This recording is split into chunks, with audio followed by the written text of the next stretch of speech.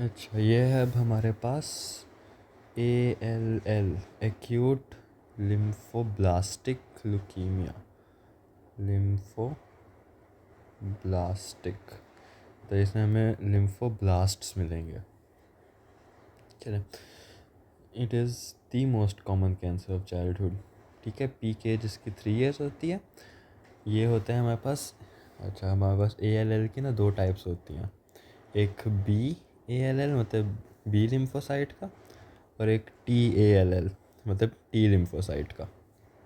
चलिए, जो BALL है ना, ये ज़्यादा कॉमन होता है और ज़्यादातर हम यही डिस्कस करेंगे। जहाँ पे TALL आएगा वो मेंशन होगा। चलिए, 3 इयर्स में पीक होती है BALL के इंसिडेंस की, जबकि टी सेल वाले की इंसिडेंस होती है जब थाइमस मैक्सिमम साइज़ पे होता है। ये होती है 12 to 13 ईयर्स ऑलमोस्ट। चलो, अब पैथोफिजियोलॉजी, जो TALL है ना, उसमें ये नॉच 1 म्यूटेशन होती है। ये सिंपल सा है। और जो हमारे पास BALL होता है उसमें ना तकरीबन 10 तरह की म्यूटेशंस एक साथ होती हैं। 10 म्यूटेशंस एक्यूमुलेट। ठीक है, ऑलमोस्ट 10। उनमें से मेन हमारे पास, अगर हम क्रोमोसोम एबरेशंस की बात करें, तो पहली होती है हाइपरप्लॉइडी, मतलब डुप्लीकेशन हो जाती है बहुत सारे क्रोमोसोम्स के। हमारे पास greater than 15 number of chromosomes in a single lymphoblast. ठीक है, उसके अलावा हाइपोप्लॉइडी भी हो सकती है, मतलब कुछ डिलीशंस हो सकती हैं, ट्रांसलोकेशंस हो सकती हैं, मतलब हमारे यूजुअल 46 से कम। ठीक है, क्रोमोसोम्स एक सेल में होंगे। अच्छा, उसके अलावा एक तो ये हाइपोप्लॉइडी हो गई, और उसके अलावा 2 ट्रांसलोकेशंस हैं हमारे पास मेनली जो होती हैं। एक है ट्रांसलोकेशन 1221। ठीक है, ये स्पेसिफिक है हमारे पास BALL के लिए। और दूसरी हमारे पास फिलाडेल्फिया क्रोमोसोम 922। ये हमारे पास CML में भी पाई जाती है। CML में भी ये सेम म्यूटेशन होती है, मगर ये वाली सिर्फ हमारे पास ALL में होगी। इसके बाद ट्राइसोमी भी हो सकती है। अच्छा, उनके तो जीन्स कौन से इफ़ेक्ट होंगे? हमारे पास ये 4 मेन जीन्स हैं। ये हमें क्यों चाहिए होते हैं? ये डिफरेंशिएशन के लिए चाहिए होते हैं, क्योंकि अभी हमारा कौन सा सेल ऑफ ऑरिजिन है? प्रीकर्सर, मतलब अभी ब्लास्ट स्टेज में हम, लिम्फो ब्लास्ट। ठीक है, ये जीन्स डिफेक्टिव होंगे तो डिफरेंशिएशन इफ़ेक्ट हो जाएगी और हम ब्लास्ट स्टेज पे फंस जाएंगे। चलो, उसके अलावा इनसे कौन सी प्रोटीन्स इफेक्ट होंगी इन जीन से? एक हमारे पास टायरोसिन काइनेज और रास पाथवेज। ये दोनों हमारे पास मेटाबॉलिज्म के पाथवेज हैं। सेल डिवीजन, सेलेक्टिविटी के, ये इंक्रीज़ हो जाएंगे तो हमारे पास म्यूटेशन अरेस्ट हो जाएगी, मैचुरेशन अरेस्ट हो जाएगी। क्योंकि हमें डिफरेंशिएशन रुक गई है तो मैचुरेशन अरेस्ट हो जाएगी। ये पाथवेज ओवर एक्टिवेट हो गए हैं, मेटाबॉलिज्म तेज़ हो जाएगा, सेल्फ रिन्यूअल तेज़ हो जाएगा हमारे पास। तो हमारे पास एक ल्यूकीमिक पिक्चर बनेगी, मतलब ब्लड में हमारे पास सेल्स आएंगे एज़ कम्पेयर टू लिम्फोमा, जो हमारे पास एक मास बनाते हैं। इसमें हमारे पास ल्यूकीमिया होगा। चलिए, अब ये BALL क्या हमारे पास है? इम्यूनोफिनोटाइप। अच्छा, इसमें जो पैथोजेनिक है ना, वो हमारे पास TDT है। अच्छा, अब TDT क्या होता है? ये हमारे पास एक एंजाइम होता है जो हमारे पास सिर्फ ब्लास्ट सेल्स में पाया जाता है, लिम्फोब्लास्ट सेल्स में पाया जाता है। ठीक है, इसका काम क्या होता है हमारे पास? ये हमारे पास रीअरेंजमेंट्स करवाता है DNA की, जो हमारे पास स्पेसिफिक इम्यूनोग्लोबुलिन स्ट्रक्चर बनने के लिए चाहिए होती हैं, या फिर T सेल रिसेप्टर बनने के लिए चाहिए होती हैं। ठीक है, उनके लिए हमारे पास ये रीअरेंजमेंट करवाता है। ये सिर्फ ब्लास्ट स्टेज में होता है, बाद में ये ख़त्म हो जाता है। मगर क्योंकि ये हमारे पास प्रीकर्सर सेल्स का ही हमारे पास ये है ल्यूकीमिया, इसलिए इनमें TDT पाया जाएगा। ठीक है, बाकी किसी भी कैंसर में TDT हमारे पास नहीं होगा, ना AML में, ना CML में, ना CLL में, सिर्फ इसमें हमारे पास होगा। उसके अलावा हमारे पास हिस्टोकेमिकली ये पास पॉजिटिव होंगे और MPO नेगेटिव होंगे। ये हमारे पास डिफरेंशिएटिंग पॉइंट होगा इनका AML से, ठीक है। AML में ये नेगेटिव होगा और ये पॉजिटिव होगा, लेकिन हमारे पास ALL में ये पॉजिटिव और ये नेगेटिव। ये माइलोपेरोक्सीडेज और पीरियोडिक एसिटिव स्टेनिंग। उसके अलावा जो हमारे पास पैन बी सेल मार्कर्स होते हैं, ये वेरी इमेच्योर सेल में अलग होगा, ये CD10 नेगेटिव होगा, और जो थोड़ा सा लेट प्री मेच्योर लिम्फोब्लास्ट होगा उसमें CD10 और 20 पॉजिटिव होंगे। उसके अलावा IgM भी होगा, तो ये आपने याद रखना है। वेरी इमेच्योर में ये नेगेटिव मिल सकता है। चलें, इसकी क्लिनिकल प्रेजेंटेशन है एब्रप्ट ऑनसेट होगा इसका, हमारे पास डिक्रीज मैरो फंक्शन, उसके साथ जो हमारे पास पैनसाइटोपिनिया आ जाएगा। उसके बाद अगर ये इन्फिल्ट्रेट करेगा बोन में तो बोन पेन करेगा, स्प्लीनोमेगैली हेपेटोमेगैली करेगा, लिम्फेडिनोपैथी करेगा, और मेल चिल्ड्रन में टेस्टिकुलर एनलार्जमेंट ये भी कर सकता है। उसके बाद CNS मैनिफेस्टेशंस इसकी हैं, ये CNS में भी काफ़ी ज़्यादा मेटास्टाइज कर जाता है, जिसके से हेडेक्स, वॉमिटिंग और मेनिंजियल स्प्रेड इसका कॉमन है। अच्छा, अब ये मास की तौर पे बहुत रेयर ही प्रेजेंट करेगा, ये हमेशा ब्लड में होगा हमारे पास, लिम्फोमा के तौर पे ये प्रेजेंट नहीं करता। अच्छा, अब ये कुछ कंडीशंस हैं जिनमें प्रोग्नोसिस वर्स होता है, और ये कंडीशन जिनमें प्रोग्नोसिस अच्छा होता है। इसमें मेन हमारे पास एज आ जाती है, एज लेस देन 2 ईयर्स हो या फिर ओल्ड पॉपुलेशन में हो तो इसका वर्स प्रोग्नोसिस है। 2 से 10 ईयर्स के दरमियान इसका अच्छा प्रोग्नोसिस हो जाता है। बाकी अब TALL में हमारे पास इम्यूनोफिनोटाइप उसी तरह है, इमेच्योर सेल्स में अलग होगा और थोड़े से जो मेच्योर हो जाएंगे लिम्फोब्लास्ट उनमें अलग होगा, ठीक है। और TALL में प्रेजेंटेशन हमारे पास मेन होती है थाइमस में, क्योंकि ये सेल्स थाइमस में होते हैं, जैसे थाइमस एनलार्ज होता है। थाइमस एनलार्ज होगा उसकी वजह से हमारे पास compression of large vessels, superior vena cava syndrome, इस टाइप की पिक्चर हमारे पास आएगी। इसके अलावा स्प्लीनोमेगैली मोर लाइकली, क्योंकि ये हमारे पास टिश्यूज़ में इन्फिल्ट्रेट ज़्यादा करता है। अच्छा, अब इसकी मॉर्फोलॉजी पे आ जाएं। पहली चीज़ ल्यूकीमिक प्रेजेंटेशन होगी, और मैरो हमारे पास हाइपर सेलुलर होगी, मतलब ज़्यादा सेल्स होंगे मैरो में हमारे पास, ग्रेटर देन 20% ब्लास्ट सेल्स होंगे मैरो में।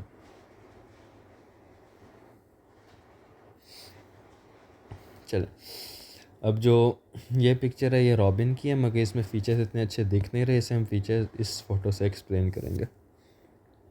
चलें, सबसे पहले जो नॉर्मल लिम्फोसाइट्स हैं उससे लार्जर न्यूक्लियाई होंगे इनके, लिम्फोब्लास्ट्स के, ठीक है। ये पूरा का पूरा सेल कवर हुआ हुआ है, ये नॉर्मल लिम्फोसाइट है हमारे पास, कंपैरिजन की लिम्फोब्लास्ट है, साइज़ भी लार्ज है, न्यूक्लियाई भी लार्ज है। अच्छा, अब इनके जो न्यूक्लियोलाई हैं ना, वो ये सेल हो गया हमारे पास, ये उसका न्यूक्लियस हो जाएगा, सॉरी, ये उसका न्यूक्लियस हो जाएगा हमारे पास, ठीक है। अब जो इसमें न्यूक्लियोलाई होंगे ना वो थोड़े पेल होंगे, और उनके सराउंडिंग में बहुत डेंस क्रोमेटिन होगा हमारे पास, इस तरह का।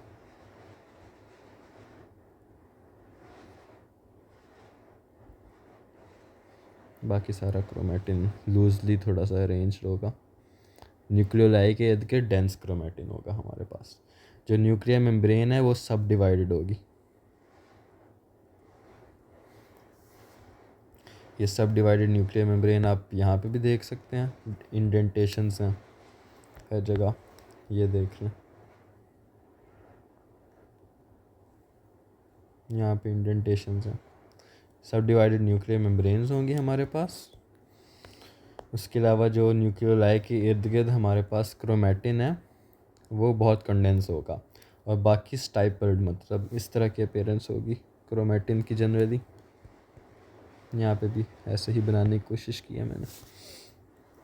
चलिए, इसके फीचर्स हो गया सेल के हमारे पास। अब इसको हम माइलोब्लास्ट से कैसे डिफरेंशिएट करेंगे? अच्छा, माइलोब्लास्ट की निस्बत जो हमारे पास होगा इसका ज़्यादा कंडेंस होगा क्रोमेटिन। न्यूक्लियोलाई लेस कॉन्स्पिक्यूअस होंगे, मतलब लेस विजिबल होंगे। यहाँ पे भी मुश्किल से ही नज़र आ रहे हैं कुछ सेल्स के अंदर, जैसे यहाँ पे नज़र आ रहा है, यहाँ पे नज़र आ रहा है न्यूक्लियोलाई, हर सेल में नज़र नहीं आएगा। जो हमारे पास माइलोब्लास्ट होंगे उनमें ज़्यादा क्लियरली विजिबल होंगे न्यूक्लियाई। हम माइलोब्लास्ट से भी आगे देखते हैं। साइटोप्लाज्म हमारे पास लेस होगा क्योंकि इसका न्यूक्लियाई ज़्यादा जगह ले रहा है, और ग्रैन्यूल्स नहीं होंगे। ग्रैन्यूल्स ये बहुत इंपॉर्टेंट है, ये माइलॉइड सीरीज़ में यूजुअली हमारे पास होते हैं ग्रैन्यूल्स। अच्छा, अब हम इसे साथ ही कंट्रास्ट कर लेते हैं AML के साथ। ये हमारे पास स्लाइड्स हैं AML की, ठीक है, जिसमें माइलोब्लास्ट होते हैं हमारे पास। एक्यूट माइलोब्लास्टिक ल्यूकीमिया, पहले लिम्फोब्लास्टिक था, अब इसे माइलोब्लास्टिक के साथ कंट्रास्ट कर लेते हैं। आप इसमें देख सकते हैं कि साइटोप्लाज्म रिलेटिवली ज़्यादा है, मतलब जो हमारे पास ALL था उसमें बिल्कुल कवर्ड था न्यूक्लियस से, जो हमारे पास AML है उसमें हमारे पास साइटोप्लाज्म रिलेटिवली ज़्यादा है। एक हमारे पास ये फ़र्क आ गया, आप यहाँ पे देख सकते हैं, हमारा माइलोब्लास्ट है, ठीक है। इसका जो क्रोमेटिन है वो इतना टाइटली पैक्ड नहीं है, ये हमें बहुत विजिबल न्यूक्लियाई नज़र आ रहे हैं इसके अंदर, इसलिए यहाँ पे ये सारे न्यूक्लियाई नज़र आ रहे हैं। इनके इर्द गिर्द भी हमारे पास डेंस पैकिंग नहीं है, क्योंकि क्रोमेटिन हमारा लूजली पैक्ड है एज़ कम्पेयर टू लिम्फोब्लास्ट। हर सेल में 2 to 4 न्यूक्लियाई नज़र आ रहे हैं, साइटोप्लाज्म ज़्यादा है। और आखिरी पॉइंट था ग्रैन्यूल्स। इसके साइटोप्लाज्म में आप देख सकते हैं बहुत सारे ग्रैन्यूल्स हैं। अब इन ग्रैन्यूल्स को हम स्पेसिफिक नाम भी देते हैं अगर ये हों रॉड्स की शक्ल में, जैसे यहाँ पे इन ग्रैन्यूल्स ने रॉड्स बनाई हुई हैं, सारी रॉड्स बनाई हुई हैं ना, इनको हम कहते हैं Auer rods, needle like azurophilic granules. ये एक स्पेसिफिक सब टाइप है एक्यूट प्रोमाइलोसिटिक ल्यूकीमिया, APML। इसमें बहुत ज़्यादा विजिबल होते हैं एयर रॉड्स। इसकी AML की भी काफ़ी सारे टाइप्स हैं, हम बाद में देखते हैं। अच्छा, मेन हिस्टोलॉजिकल फ़र्क आपने देख लिया, और साथ में इसके फीचर्स भी कवर हो गए माइलोब्लास्ट के। जो APML है उसमें हमारे पास एयर रॉड्स होंगे, ठीक है। उसके अलावा जो थोड़े ज़्यादा डिफ्रेंशिएट हो जाते हैं उसमें हमें मोनोसिटिक पिक्चर भी मिल सकती है। ये हमारे पास टिपिकल मोनोब्लास्ट था, और ये थोड़ा डिफ्रेंशिएट हो गया मोनोसाइट में, इस किडनी शेप्ड। अच्छा, ये हमारे पास सिंपल AML है, ये हमारे पास APML है, एक्यूट प्रोमाइलोसिटिक ल्यूकीमिया ये वाला, और ये हमारा AML विद मोनोसिटिक डिफरेंशिएशन है। ये 3 तरह के AML की यहाँ पे स्लाइड्स हैं। अच्छा, उसके अलावा मेगा कैरियोसिटिक भी मिल सकते हैं जिसमें मेगा कैरियोसाइट ज़्यादा होंगे, या एरिथ्रॉइड भी मिल सकते हैं जिसमें एरिथ्रॉइड प्रीकर्सर ज़्यादा होंगे हमारे पास। और एक स्पेशल टाइप होती है ए ल्यूकीमिक ल्यूकीमिया, मतलब इसमें हमें सिर्फ बोन मैरो के अंदर हमारे पास सेल ज़्यादा होंगे मगर वो ब्लड में नहीं आएंगे। ये बहुत रेयर होता है, इसके लिए हमें बोन मैरो एस्पायरेशन करनी पड़ती है। उसके अलावा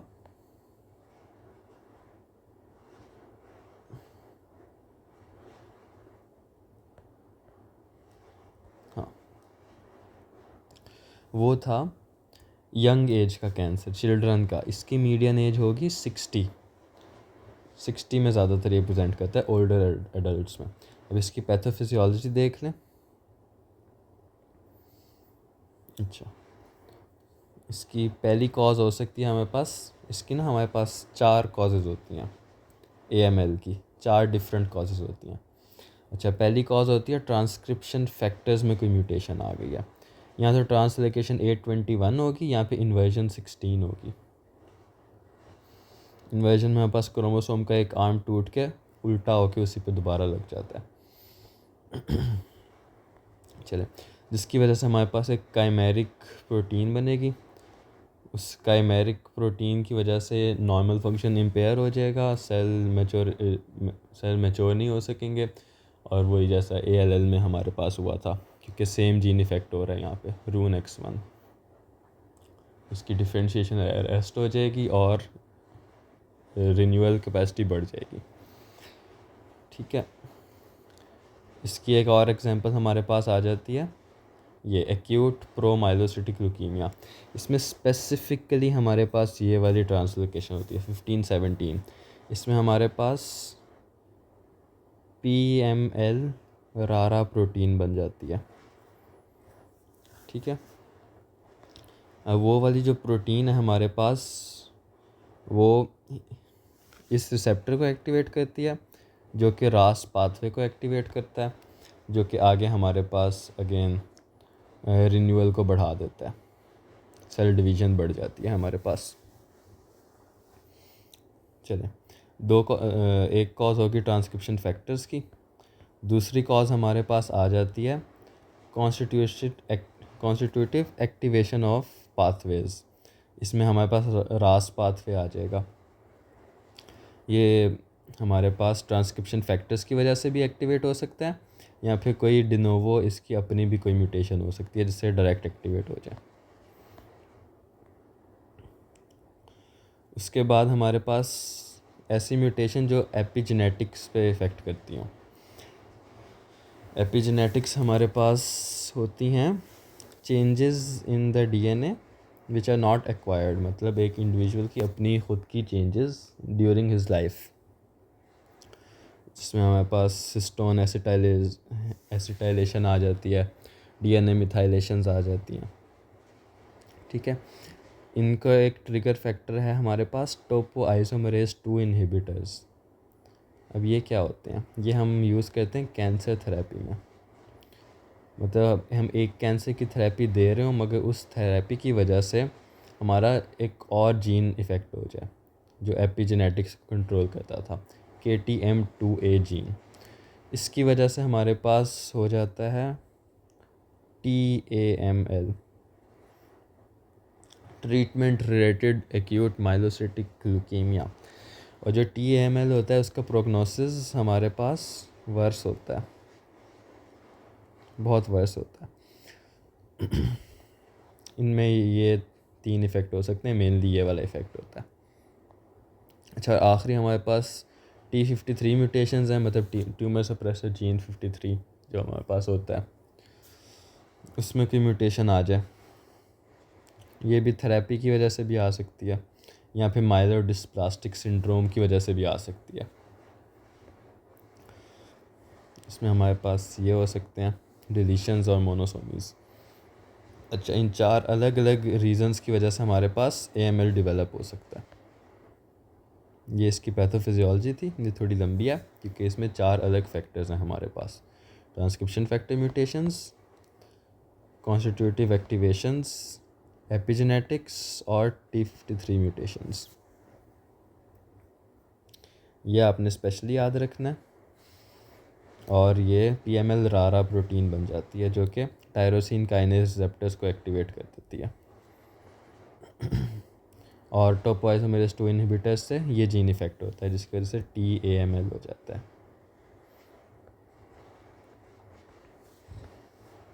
चलें, अब इसकी प्रेजेंटेशन हमारे पास सिमिलर टू ALL, ये हमारे पास 3 फीचर्स आएंगे बोन मैरो सप्रेशन की वजह से, मगर इसके साथ एक स्पेसिफिक फ़ीचर आएगा कि प्रोफिब्रिनोलिटिक फैक्टर्स एंड प्रोकोएगुलेंट्स प्रोड्यूस होंगे।